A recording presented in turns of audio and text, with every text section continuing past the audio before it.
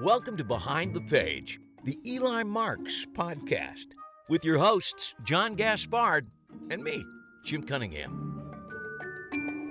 Hey, Jim. John, I can't believe this is it for this season. I know. It's It kind of goes so sad. fast. This one went quick. Yeah, it really did. 24 episodes. It's a lot, but boom, they're gone. Yeah, this It's done. It's over. Season 4, episode 24.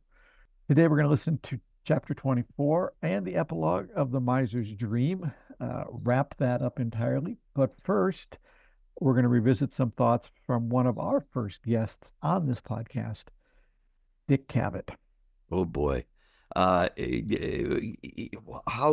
fun is that for you and me to talk to Dick Cavett? Both of us, I'll speak for myself, enormous fan of his show.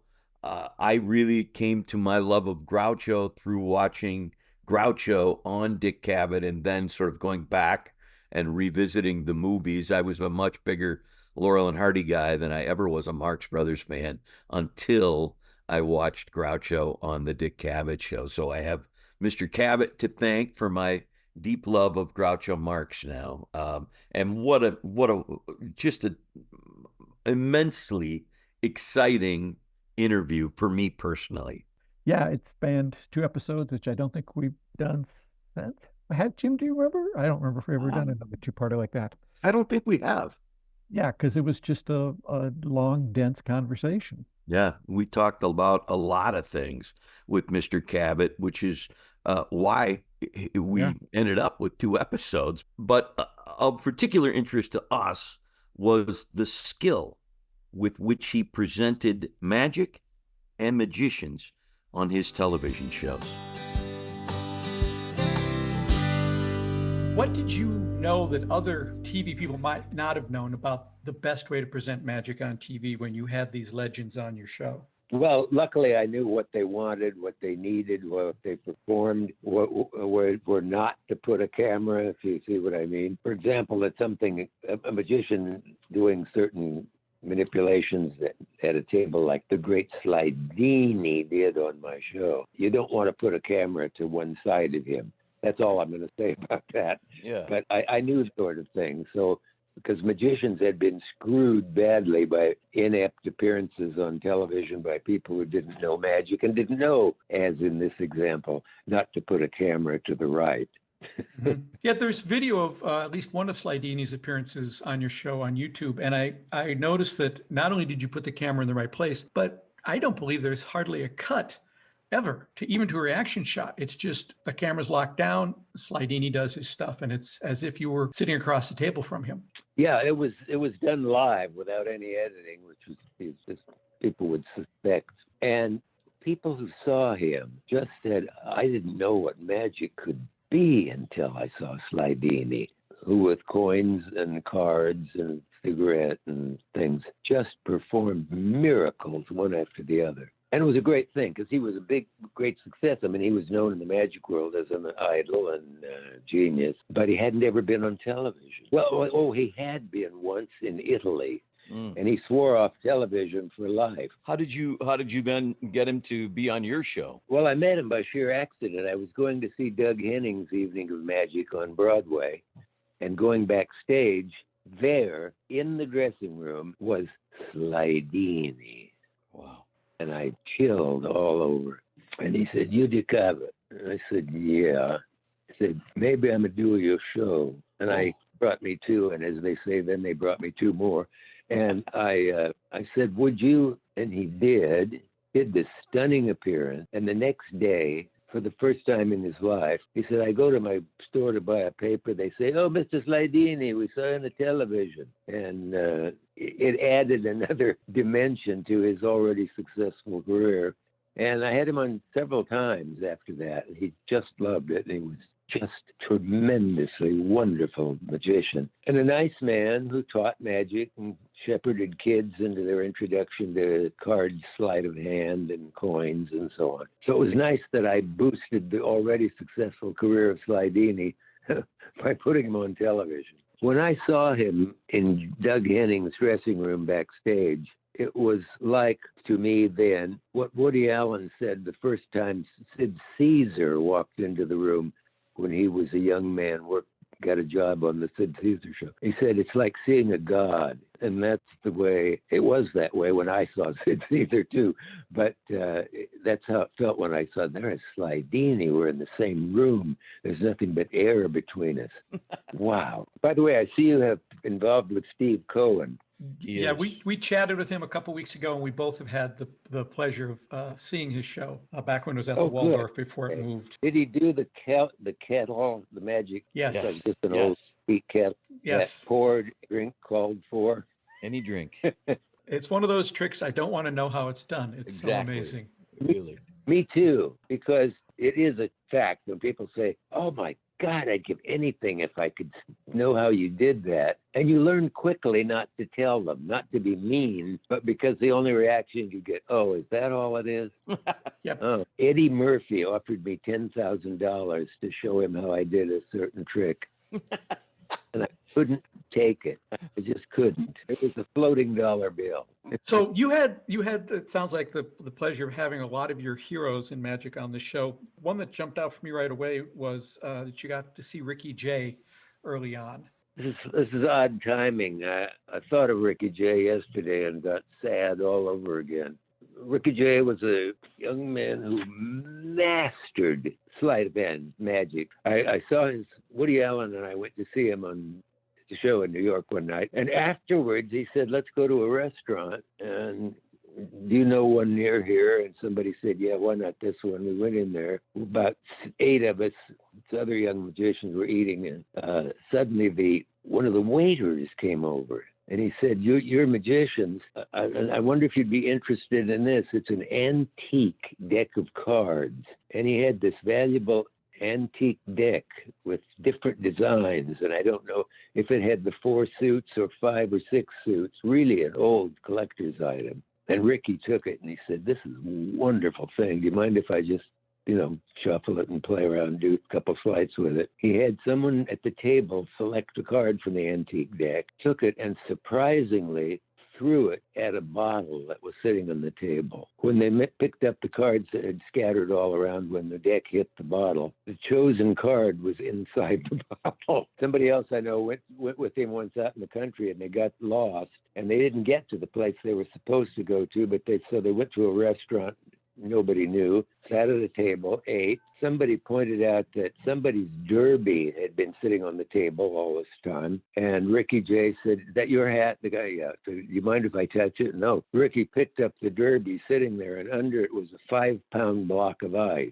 Figure it out. You had brought up Teller, of Penn and Teller. They were on your show, I know, early in their careers. What, in your opinion, what set them apart, or why did you want them on your show? Well, I had seen their show in New York. Penn and Teller did Broadway a couple times, and I just thought, I got to know these guys. So in my pushy way, I went backstage and introduced myself, and we became really good friends. And they're wonderful because they've really been an asset to the world of magic. Teller came to my house in the country for a weekend once, and we were standing around in the kitchen, and you hate to ask a magician do some tricks, so that's not part of the decorum of magic.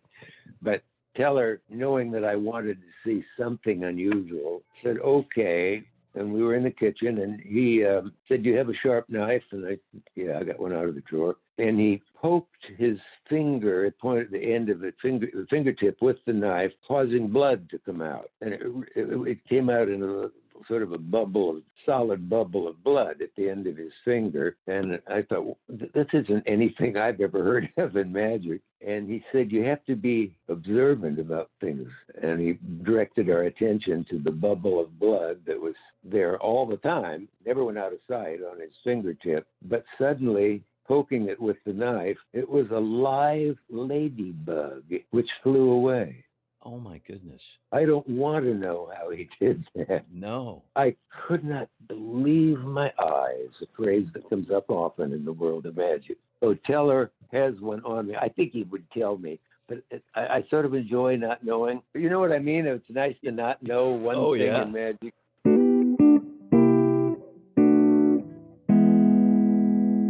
And that concept is something we talked about, I think, last episode, didn't we? About not wanting to know how a trick was done. Yeah, absolutely. We just talked about this, I think, in the last episode with Nick Mohammed, that not wanting to know how a trick is done is my sort of modus operandi. If I want to do a trick, obviously I got to know how it's done, but mostly I just want to enjoy it like a kid enjoys it, because when it's good, it's very, very good. Yeah. You and I have reached the point of not wanting to know. We're not at the Eddie Murphy level that he mentioned, where Eddie Murphy offered him $10,000 to show him how to get a certain trick. At that point, I might be willing to Yes. give that up as well. It's done like this. Wait, write the check first. Let me see the check. Oh, I will have a link in the show notes to take you back to the original 2 interviews. There's just so much stuff there. And I'm looking back on how I pulled this clip out. I don't remember how I was able to just decide. We could have picked anything, but I was really intrigued with his work with Slydini, getting Slydini on TV. If I think of it, I'll put in the links to the videos of Slydini on the Cavett show, where he basically locks down the camera and just lets Slydini do his thing and provides the perfect point of view from an audience member as to what Slydini's doing, as opposed to, if you remember on Letterman, I think it was John Carney, when he was performing, they did this weird overhead angle, which wasn't good for what he was doing. Cavett really knew where to put the camera for the magicians that he featured, and I think that's why they wanted to appear on the show, because he knew and loved magic. Yeah. Slydini's such an incredible magician. I have a small Slydini connection. One of his students, a man named Jim Cellini, who was a miraculous, wonderful magician in his own right, known mostly as a street magician, but had all the skills that he acquired from studying for years and years and years with Slydini. And when he made the transition to wanting to perform, Slydini was the one that said, "You're going to need a classic name," and came up with Cellini for him. So it was not his given name. No. And but I spent a weekend studying with Jim Cellini, and we had many conversations about Slydini. And then he would say, "Do you want to see? Do you want to see something?" And I would say, "Yes." And he'd say, "Well, how about the linking rings? Do you know?" I said, "Yeah, oh yeah, I know the linking rings." "Oh, well, here's my version, and the moves are what Slydini taught me, but this is my version of it." And then he told this amazing story about how he came to magic as an orphan, and a fireman who used to come to the orphanage and do magic for the kids. He helped him learn his first magic trick, and then Slydini, who was his master teacher and completed his magical education, taught him what you're about to see. And then he played a version of Somewhere Over the Rainbow that I had never heard, but it was breathtakingly good. And he did the linking rings, but it was as if they were made of smoke. There was never a noise. There was never a clank. They melted in and out of each other. By the time it was over, because of the music and because of his story and because of his skill level, I had tears in my eyes. It was that good. "Do you want to learn?" I said, "No, I don't want to. I don't want to know anything. I don't want to know anything. So, Slydini on Dick Cavett, phenomenal to see. Phenomenal. Anyway, there was so much in that interview. Like I said, I'll put links to the other versions of it. And if I can find a Cellini link, I'll throw that in as well. No problem. Oh, he's out there. Yeah, you should. I'll see if I can find that. Yeah. But we loved talking to Cavett. And speaking of loving things, it's you start. I love that segment, and I get to start. And this one sort of surprised me, because I just, a lot of times you'll see a mention of a book somewhere, you'll hear a mention, and I'll just put it on my list at the library, and the library will pull it for me, and then you go pick it up. I don't know if the libraries where everyone else lives do that, but I mean, it's a very nice service. Just go, "I'd like this book," and then they send an email saying the book is ready, come pick it up. And Anyway, it was a book called Shooting Columbo by a guy named David Koenig. And it's a episode by episode chronicle of how Columbo was built. Ah, And I thought, well, I'll just probably page through it because it's probably, I didn't need to get in depth on this. We're obviously both big fans of Columbo. We had Jeff Hatcher on last season, I think, talking about Ashes to Ashes, the episode that he wrote. But it is just a fascinating book about the making of that show and how it evolved and the trouble they had coming up with the mysteries that had all the pieces they needed, including what Jeff Hatcher said. He quoted Peter Falk as saying, "It has to have that pop at the end. It has to have that pop." And the people involved over the years, the directors, I did not know that Coach from Cheers, Nick Colasanto, directed a number of episodes of Columbo. He was a director before he became an actor. I never knew that. I didn't know that. He was early on in the Columbo world. He was one of the first directors. Steven Spielberg did at least one episode. Jonathan Demme did one. Ben Gazzara did maybe one or two. Patrick McGowan, we know, did more than one. The book goes into some depth about how Brian De Palma, the director, almost did one, in fact, wrote one, and then got a movie and had to go, but recommended his buddy, Martin Scorsese, direct it, and that didn't work out. But anyway, it's called Shooting Columbo. It takes you from the beginning to the end. It has some fascinating stories. It's by David Koenig, Koenig. I'll put a link in the show notes. But it is just a fascinating chronicle of how Peter Falk became the character and then took over the show and the reasons why he did the things he did to keep the show the way it was. Just fascinating. I would love that. That's why I bring it up, because it's called I Love That. I love that. I would very much, if anyone in my family is listening to this podcast, that would be a good gift. Or go to the library, Jim. For birthday or Christmas, or go to the library. Gosh darn it. And mine's a book too. I'm almost to the point where I think we should say, what are you don't have to tell me what it is, but just give me, now we're both recommending books. I'm recommending a book that I read for the first time in 1975, which gives you a little hint about how old I am. But it's, we know you were reading in 75. I mean, there you go. I was a voracious reader and still am. And I had not read this book since I read it in 75, and something brought it to my mind, and I thought, I should reread that book. You liked it so much in 1975, and it's,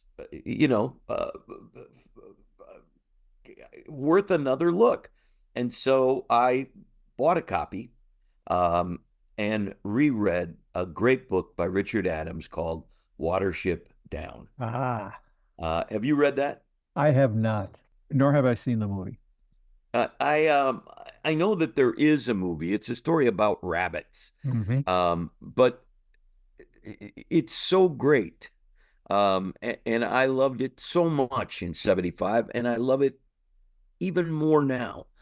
There's more, how things like the song Thunder Road by Bruce Springsteen, who has not come up in this podcast in several episodes. When I first heard it, it meant one thing. Then it meant another thing. As I got to my 30s, now it means something completely new to me. The same with this book. It meant something to me in 75, but now it means something completely different, and I feel it and see it in a different way than, of course, I did when I was a kid. That's not news, I guess, to anybody, but there are things you can revisit, and you will find them even deeper because you yourself have lived longer and have more experiences that will resonate with, and certainly I read it in 75, and one of my very good friends in high school, we were at a pizza parlor, and he had just finished the book because it was required reading in a class at the high school we were both going to. And one of the kids that was working at the pizza place came up to me and said, "Hey, good to see you. And he was a younger kid at our high school. And I said, no, it's good to see you, Tim. How you doing? And we talked for a minute. And then the kid walked away and he came back with a pizza. And he said, hey, we made this. And the person called and said they're not going to be able to pick it up. Would you guys like it? And I said, geez, sure, we'll buy it. And he said, no. We're going to either have to throw it away. So we'll just give it to you. And so we ate this pizza. And while we were eating it, my buddy turned to me and he said, it has just hit me. You're Hazel. You're Hazel in the book. That's who you are. And if you read the book, that's a tremendous compliment. I considered it a compliment at the time, but even more of a compliment now. It's a great book. Watership Down by Richard Adams. If you haven't read it, I know when I say it's a story about rabbits, you're going to say, what are you, nuts? I'm not reading a story about rabbits. It's not really a story about rabbits. It's a story about the world and how to negotiate. Well, I will definitely give it a look or a listen. I will have to be a little careful bringing a book about rabbits into a house with greyhounds. Yeah, I bet. I don't. They really only care if it's running. Something standing still, they have no interest in whatsoever. Well, that's an excellent. I love that. Yeah, and I will definitely check that out. Call the library and tell them to put it on your list. I've checked out many of I'm just finishing up Renegades, that podcast you turned me on to. Oh, good. Yeah. So, these things do get through to me eventually. All right. Eventually. Good. I enjoyed Renegades quite a bit. Now, I really do think, though, it's time I continue reading the book we're here to finish today. The Miser's Dream. This is going to be chapter 24 plus the epilogue. Or just get us to what happened in chapter 23, and then I'll launch. All right. Well, chapter 23 is pretty much the wrap up of just about everything. It's all the goodbyes that we say to all the characters as we wrap things up, and then Eli sort of buries the hatchet with Quentin as he drives him back to his hotel. And that leads us right into chapter 24 and the epilogue to The Miser's Dream.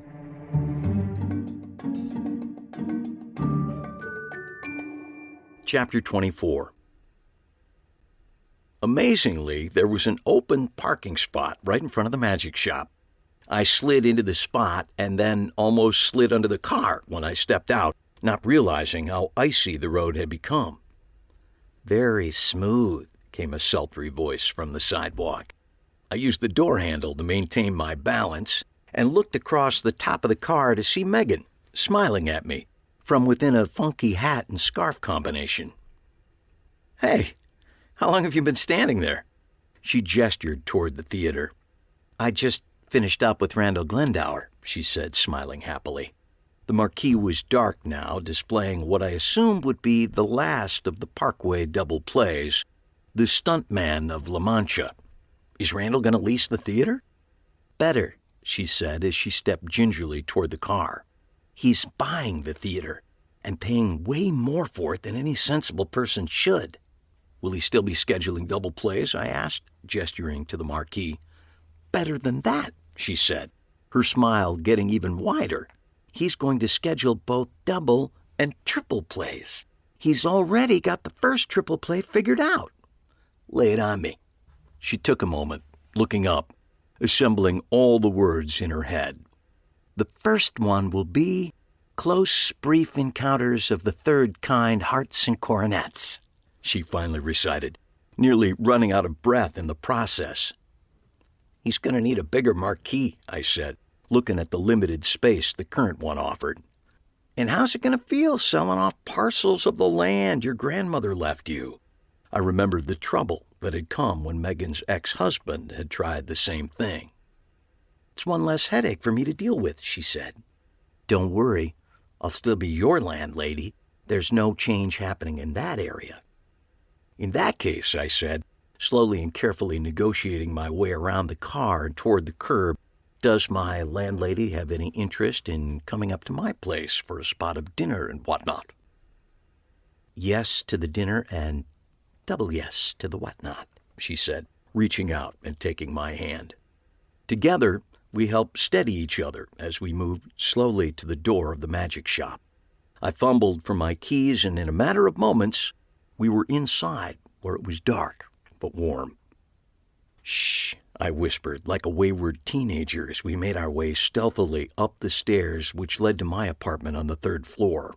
I gestured toward the door to Harry's apartment on the 2nd floor landing, and Megan smiled and nodded, stepping even more quietly on the squeaky stairs.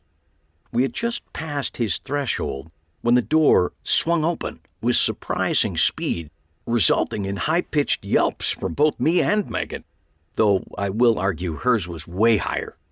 "We thought we heard you two sneaking by," Harry said with a laugh. He was in his pajamas, over which he wore a black-watch plaid bathrobe I had never seen before. He opened the door farther to reveal Franny, who sported an identical but smaller version of the same robe. Her long gray hair had been assembled into a quasi-bun on the top of her head, and she held 2 steaming teacups in her hands. "Careful, this is hot," she said as she passed one to Harry. "You two getting ready to turn in?" Harry asked. "We're going to make dinner and then—" "Sure," I said, not used to having these sorts of conversations with Harry and certainly not with Franny. I may have even blushed. "We won't keep you," Harry said, blowing on his tea and sensing it was still too hot. "I just wanted to give you this before I forgot." He leaned back in the doorway and with his free hand reached up to where I knew he had a series of hooks. He pulled down a key and handed it to me. "This is for you," he said, beaming. He turned to Franny, and she returned the smile. "What does it do?" I asked, turning the key over in my hand. It was old and scratched, but had a familiar look to it. "It's the key to the shop," Harry said. They both continued to smile big, dopey smiles at me. "Thanks," I said slowly, "but I already have a key to the shop." Harry laughed and shook his head. "No, I'm not giving you a key to the shop. I'm giving you the shop. Chicago Magic. I'm giving it to you. As a wedding present." This was a lot of information to take in over a short time, so I think I can be forgiven if it took me a moment for the last words to settle in. A wedding present? I looked at Harry and then turned to Megan. "But we're not getting married, are we?" Megan seemed as puzzled by the declaration as I was. We both turned back to Harry. "We're not getting married," I concluded. "I mean, not now, not right now." "Not soon," Megan said. "Or maybe," she added quickly. "Or maybe. Sure. I mean, we haven't really... I'm not ruling it out. By no means, but it's not really in the discussion phase yet. That's right. There are phases, and we aren't..." "Not you two, you baboons," he said, cutting us off sharply. "It's not a wedding present for your wedding. It's a wedding present for our wedding." Franny and Harry clasped their free hands together, and then, like clockwork, each blew on their tea to see if it was properly cooled yet. They then leaned into each other, and Harry gave her a kiss on the forehead. Franny returned the gesture with a loving touch on the end of his nose. "Franny claims she predicted it months ago but didn't want to bring it up," Harry explained. "You can't do that. No psychic worth their salt would do that. You can't exert influence." She nodded at Megan, who nodded vigorously in return. "Wow," I said, still processing. "This is quick."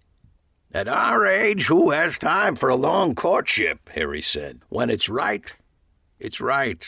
"It's right," Franny said, nodding in agreement. "So, the store is now yours, and Franny and I are free to get out a bit, do some traveling."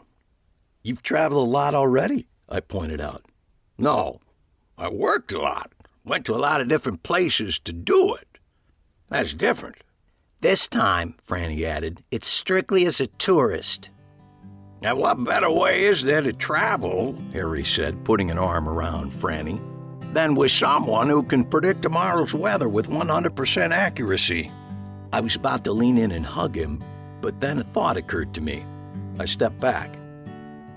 "You're not just giving me the store to get out of doing inventory, are you?" He smiled up at me, his eyes twinkling. "Not as far as you know, Eli."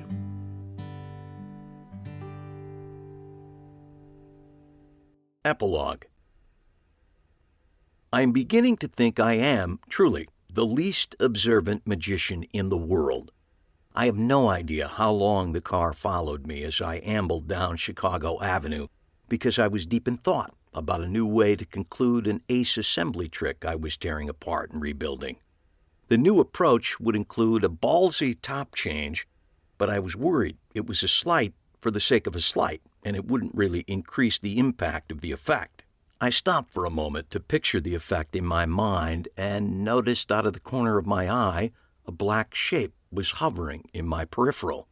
I turned and recognized the dark sedan immediately, my heart taking a sudden and involuntary leap straight down into the very pit of my stomach.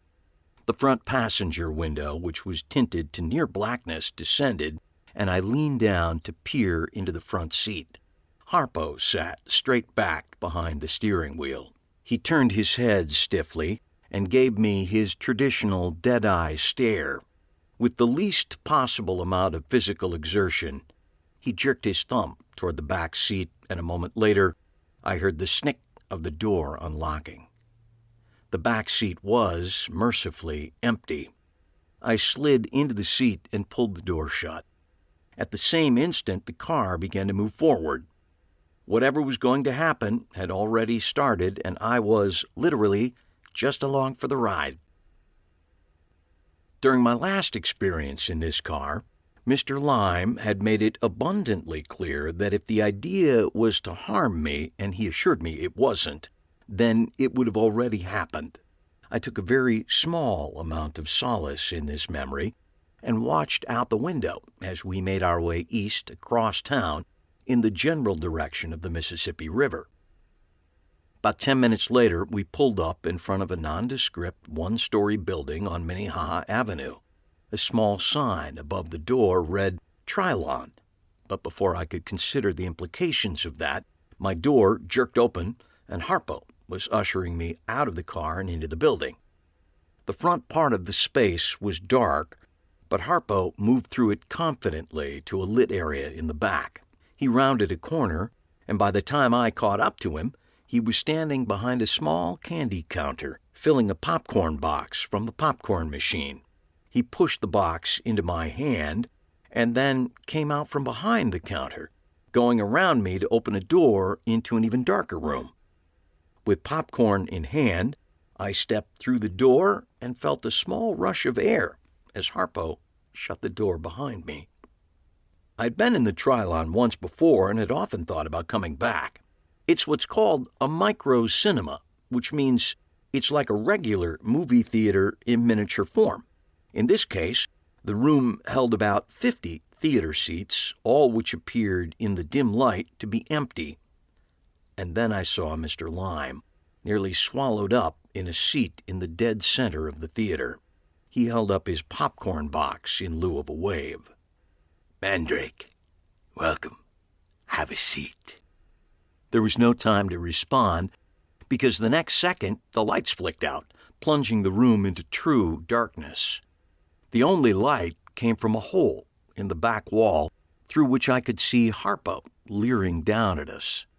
I could just see a portion of his face, and then he turned away. A moment later, I heard a projector start up, and the screen was filled with light.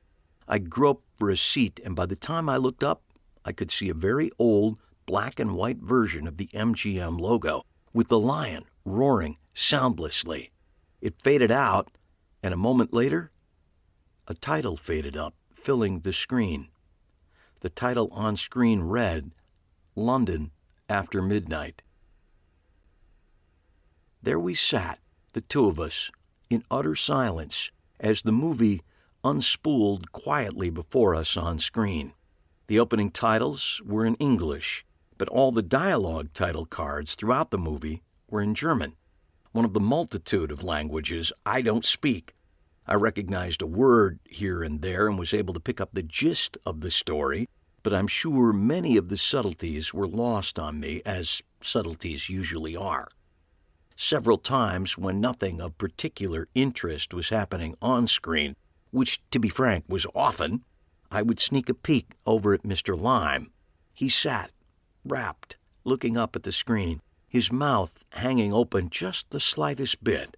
Occasionally, he would pick at his popcorn, seeming to eat it one small piece at a time, never taking his eyes off the screen. The light flickered off his face, making him look paler and more semi-translucent than ever. The story, such as it was, finally came to an end, but he continued his vigilant observation right through the final credits. The screen then went black, and a moment later, the lights in the tiny auditorium popped on to full brightness. We both squinted, adjusting to the light as we turned to each other. "You had a print of London After Midnight all along," I said, jumping right to the obvious. "Yes," he said, smiling widely, showing off 2 rows of sharp yellow teeth. "I've had one for years. In fact, I was convinced, with good reason, that I did in fact own the only extant copy." "So when you heard someone had a copy to sell, it piqued your interest?" He nodded. "Piqued. Yes, a good word." He gestured toward the empty screen. "What did you think?" I considered the question, wondering how diplomatic I actually needed to be. "Well," I began, "it's an interesting artifact."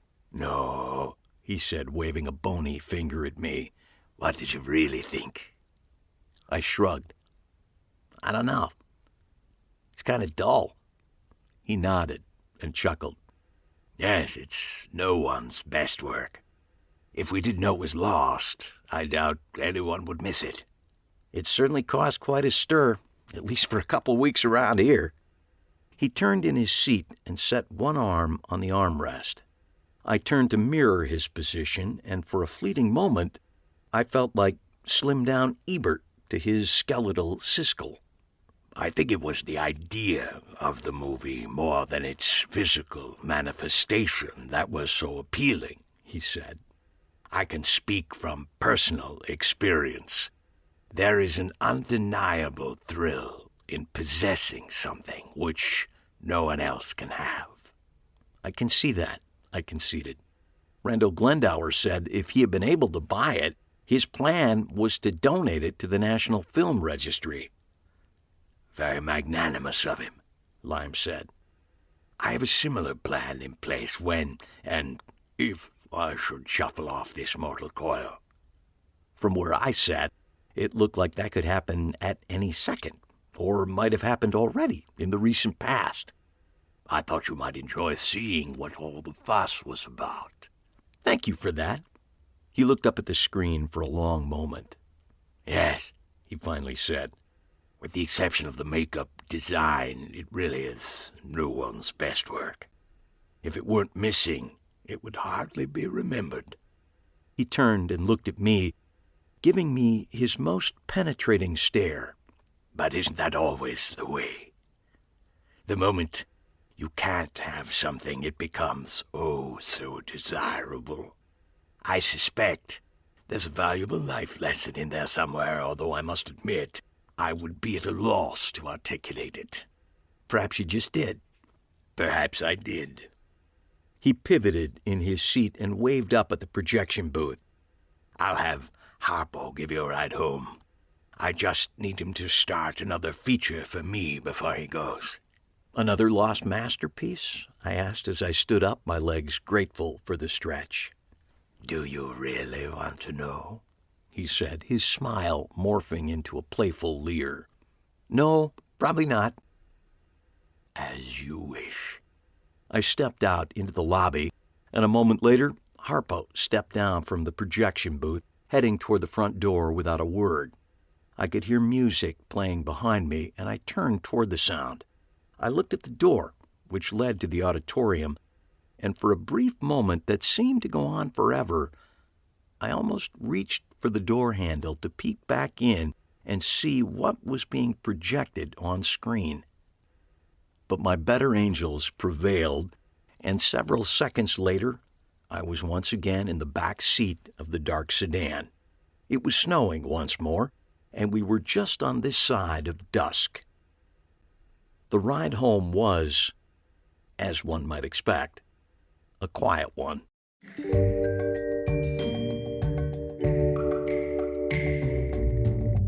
So was asked the last time we're going to see Harpo? I don't think so. I I don't think don't. that is the last time. But that does wrap up the Miser's Dream.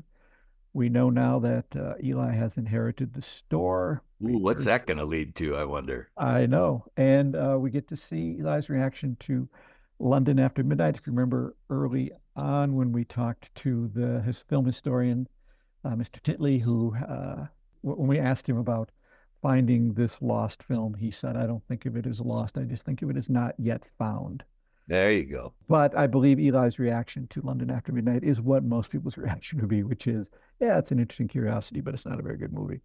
Ah, well, we can only hope that someday it will be found and we'll get a chance to see it.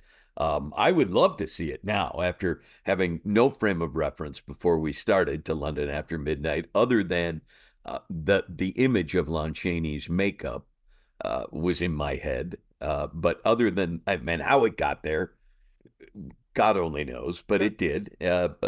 Now I would love if it ever we're road tripping to wherever it's going to be shown.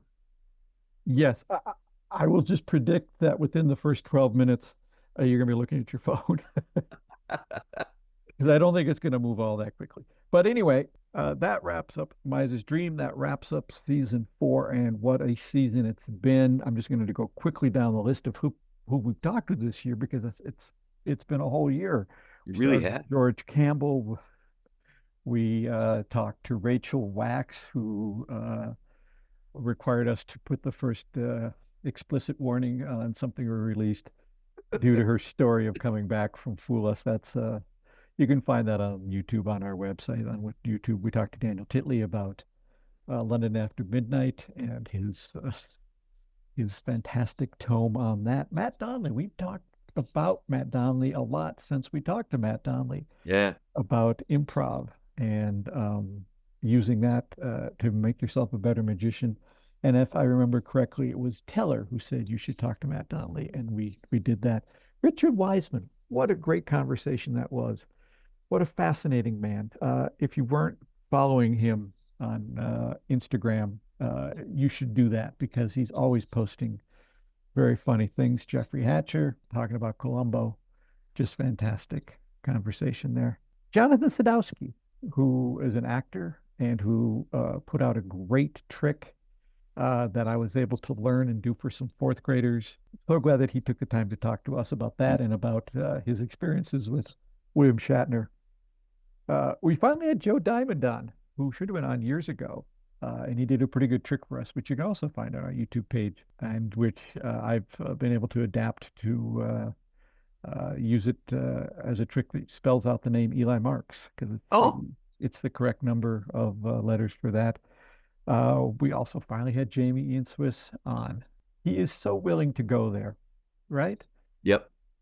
He's just so willing to go there, and that's what makes him fascinating. If you're not following him, he's currently doing a series in Genie in which he's focusing on one trick with one magician, and then he does sort of a deep dive on it. Always a good read, always a good interview. Matt Dunn, why wasn't Matt Dunn on earlier than this? Perfectly timed, though, I think. Perfectly timed for a timeless podcast. It did land at the right time of year for that. Yep. It was our second chat with Harrison Greenbaum. Oh my God. So every other episode, I could chat with Harrison Greenbaum. What a joy. All these people. There's not a single one in here that I wouldn't say, let's do him again. Yes, including Nick Mohammed from last episode. And maybe we will do him again. So that's season 4 and those gifts, but don't touch that dial. Boy, that's an antiquated expression, isn't it? It works, though. Does it really, though? Well, for those of us of a certain age. All right. Well, we're going to be back with season 5, and we're doing the 4th book in the series, because why not? Season 5, let's do the 4th book. It makes perfect sense to me. That's The Linking Rings, and we're going to kick off I can say this now because it happened and we've edited it. We're going to kick off with a great interview with the one and only Doc Eason. Don't miss that, boy. He's a spellbinder, plus a tremendous magician. I love that. Talk about your road trip opportunities, folks. I know. He came on to talk about his book, Cocktails and Docktails, and his history at the Tower Bar, and lots of great stories there, and lots of insight into how a performer can best connect with his or her audience, which is what he's learned to do so well. Anyway, that will be in episode 501. How about that? 5 years. We can go into syndication now, I think. I think so. Somebody did say to me about episode 413 or something. I can't believe you've done 413 episodes. And I let them believe it. It's actually season 4, episode 13. Don't pull the rug out from people. Just let them go. No, let them believe what they're going to believe. Anyway, that'll be episode 501, season 5. Listen to chapter 1 of The Linking Rings and talk to the one and the only Doc Eason. So make sure you're subscribing. And if you're in the mood, give us a thumbs up review. That really does help us, folks. And in the meantime, take our thanks with you for being with us for 4 seasons. Wow. That's incredible. It is incredible. And John, thank you. I'm really grateful for this podcast and for all the fun that I've been able to have talking to all these great people. Right back at you. See you next time. Take care, everybody. This has been Behind the Page, the Eli Marks podcast, with your hosts, John Gaspard and Jim Cunningham. Produced by Alberts Bridge Books at Grass Lake Studios. Find this podcast and all the books in the Eli Marks series at elimarksmysteries.com. That's ELIMARKS Mysteries.com. And thanks for listening.